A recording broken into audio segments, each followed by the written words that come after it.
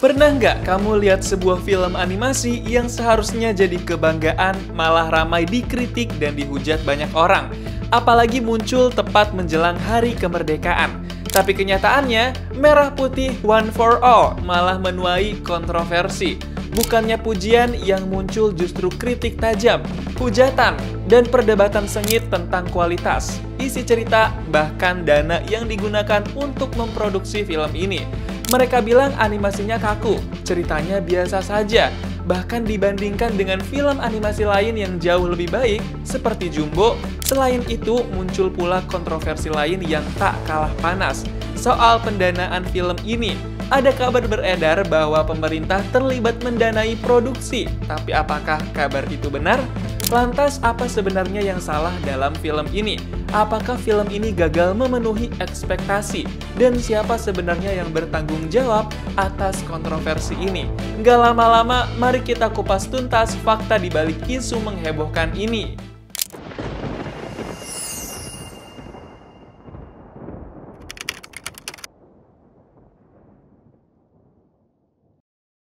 Selamat datang di channel Istana Media, platform berita yang selalu mengupas tuntas berita viral. Kali ini kita akan membahas sebuah film animasi yang sedang jadi sorotan di Indonesia.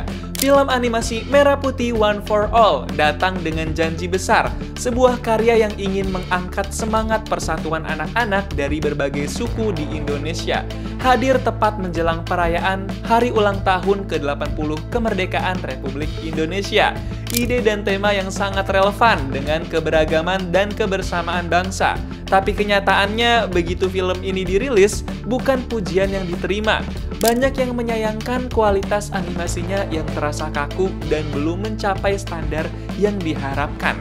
Kritikan pun datang dari berbagai kalangan, mulai dari penonton biasa hingga para pelaku industri animasi yang sudah berpengalaman. Lalu bagaimana fakta selanjutnya? Gak lama-lama, mari kita breakdown sekarang. Film animasi Merah Putih One for All jadi bahan pembicaraan setelah poster dan trailernya keluar. Film ini dijadwalkan tayang di bioskop pada 14 Agustus 2025, tepat menjelang Hari Ulang Tahun Kemerdekaan Indonesia yang ke-80. Cerita film ini tentang 8 anak dari berbagai suku di Indonesia. Mereka tergabung dalam tim Merah Putih yang bertugas menjaga bendera pusaka untuk upacara 17 Agustus. Tapi 3 hari sebelum upacara, benderanya hilang secara misterius. Anak-anak ini lalu bekerja sama, melewati berbagai rintangan serta perjuangan agar bisa menemukan dan mengibarkan bendera tepat waktu.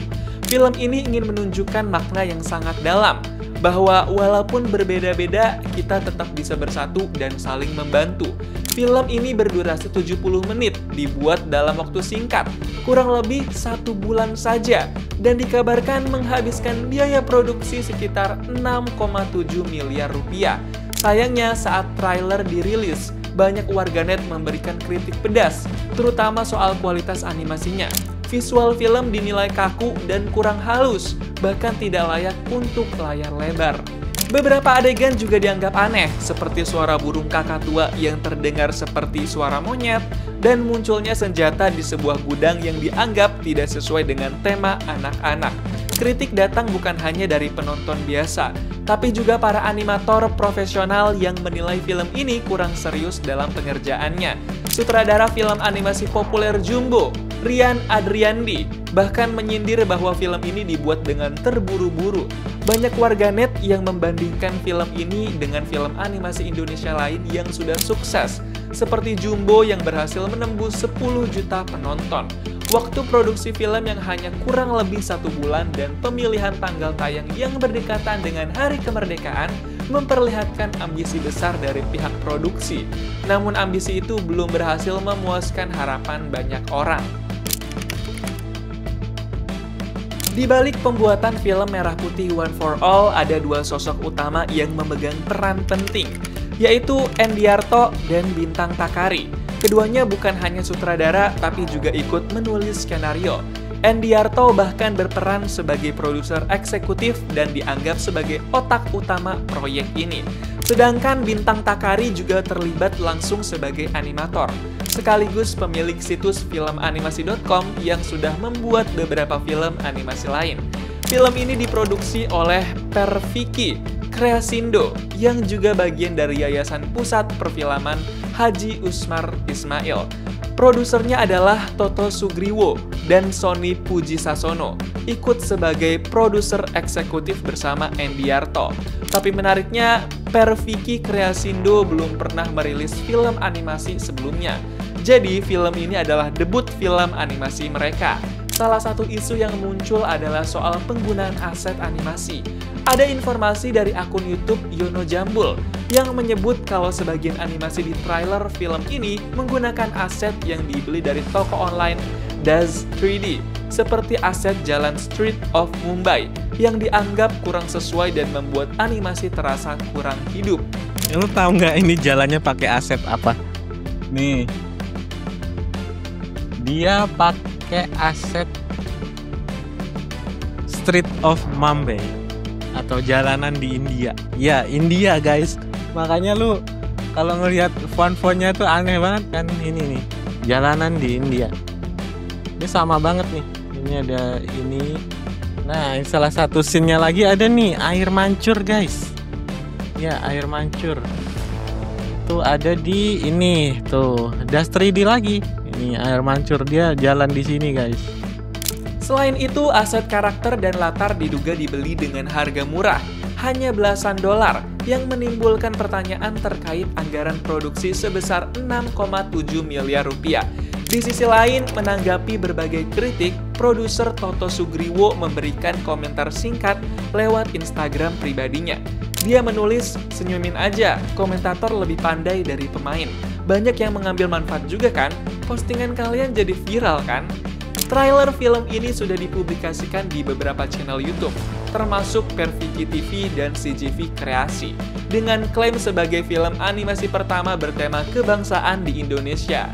Jadi kita membuat sebuah film, dan kebetulan di momen 17 Agustus itu kita jarang melihat ada event khusus buat anak-anak di film. Kan jarang ada, dan hampir tidak pernah ada gitu loh. Jadi kita memiliki inisiatif untuk menginisiasi. Tapi kita ini kan memang kecil, bukan dari corporate yang gede, bukan apa. Kita pekerja kreatif perfilman di bawah Yayasan Pusat Perfilman Usmar Ismail. Lalu kita mulai kumpulkan ide, kita membuat sebuah gagasan itu 1 tahun yang lalu. Sebuah gagasan, apa yang bisa kita berikan sumbangsi kita buat bangsa ini. Muncullah ide ini. Lalu kendalanya kan pasti biayanya, ininya, bla bla bla. Kita nggak mikir dulu. Yang penting ide, lalu kita mulai discuss beberapa kali sampai akhirnya ketemu satu title Merah Putih One for All karena memang khusus buat 17 Agustus. Film Merah Putih One for All jadi sorotan karena biaya produksinya diklaim mencapai 6,7 miliar rupiah. Lalu muncul kabar kalau dana tersebut berasal dari pemerintah. Tapi benarkah begitu? Wakil Menteri Ekonomi Kreatif, Iren Umar, sudah membantah kabar itu lewat Instagram pribadinya. Dia menegaskan bahwa Kementerian Ekonomi Kreatif tidak memberikan dana atau bantuan promosi untuk film ini. Peran pemerintah hanya sebatas menerima audiensi dari tim produksi dan memberikan beberapa masukan saja. Berbeda dengan itu, Ketua Badan Perfilman Indonesia atau BPI, Gunawan Pagaru, yang juga ikut menanggapi polemik film ini, mengaku pihak pembuat film tidak pernah berkonsultasi dengan BPI soal penayangannya. Dia bahkan baru tahu film ini setelah ramai dibahas oleh publik. Gunawan menyayangkan film ini justru tayang berdekatan dengan peringatan Hari Kemerdekaan, apalagi setelah melihat trailer yang menurutnya sudah banyak kelemahan. Di samping itu, spekulasi publik juga semakin liar. Netizen berasumsi kalau film ini hanyalah kedok yang bekerja sama untuk pencucian uang. Produser film animasi ini, Toto Sugriwo, membantah mendapatkan dana produksi dari pemerintah. Lewat unggahan di akun X-nya, Toto menyebut tidak menerima suntikan dana dari pemerintah apalagi melakukan tindakan korupsi atau uang haram seperti yang disebarkan. Jadi kalau bukan dari pemerintah, dari mana dana produksi film ini? Ternyata dana tersebut berasal dari Perfiki Kreasindo, rumah produksi yang mengerjakan film ini. Perfiki Kreasindo sendiri adalah organisasi yang terdiri dari para produser film yang saling patungan. Jadi tidak ada satu investor tunggal yang membiayai proyek ini. Sutradara Endiarto menjelaskan bahwa semua yang terlibat, termasuk pengisi suara dan kru, juga tidak memakai orang-orang terkenal agar biaya bisa ditekan dan semua pihak bisa mendapat apresiasi. Perfiki Kreasindo bukan lembaga pemerintah maupun BUMN, tapi berada di bawah naungan Yayasan Pusat Perfilman Haji Usmar Ismail, sebuah yayasan nirlaba yang fokus pada kemajuan perfilman nasional. Jadi meski mengangkat tema nasionalisme, film ini adalah hasil usaha mandiri dari para pekerja film, bukan menggunakan uang negara. Terkait dana produksi yang mencapai 6,7 miliar rupiah, sutradara Endiarto membantah hal tersebut. Saya katakan kalau ada biaya seperti itu saya sangat bersyukur. Dan saya sampaikan bahwa hari ini nggak ada biaya. Satu peser pun tidak ada. Jadi kami ini sifatnya gotong royong mandiri. Urunan bukan berarti urunan duit. Urunan tenaga, pikiran, dan waktu. Jadi siapa sih mau? Si A, kamu mau nggak ini? Oh berapa? Nah, ya kau tanya berapa, kita nggak ada. Cuma kita mau apa sih sumbangsi kita? Saya punya kemampuan, punya ini. Si B, ya udah nggak apa-apa. Nah, siapa yang memiliki visi yang sama, kita ajak untuk memberikan ini tanpa memikirkan angka. Tapi produser Sony Pujisasono mengatakan statement yang terdengar berbeda.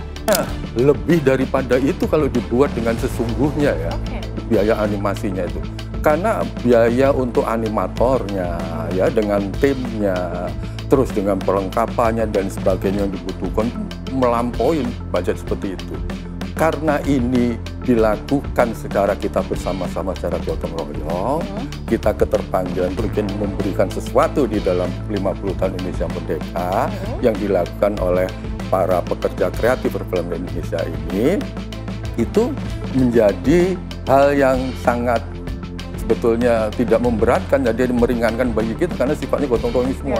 Termasuk semua, termasuk sampai kemarin gala primer segala macam itu kalau dilihat dihitung semua itu jumlahnya melebihin dari total seluruhnya proses itu semua gitu loh. Jadi jangan 6,7 kecil, kalau dilihat pembuatan film animator yang lain itu sangat besar sekali. Dari kontroversi yang menyeret film animasi merah putih One for All, ada beberapa hal penting yang bisa kita pelajari bersama.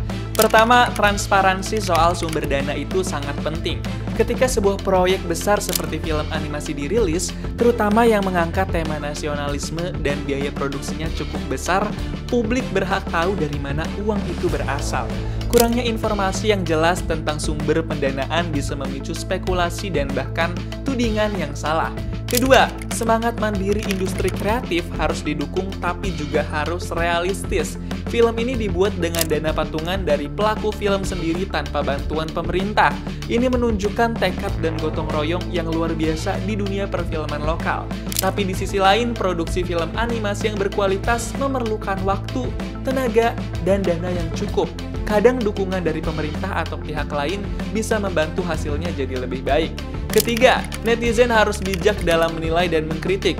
Masyarakat, khususnya netizen, perlu ingat bahwa kritik itu penting, tapi sikap saling menghina atau komentar kasar justru tidak membantu.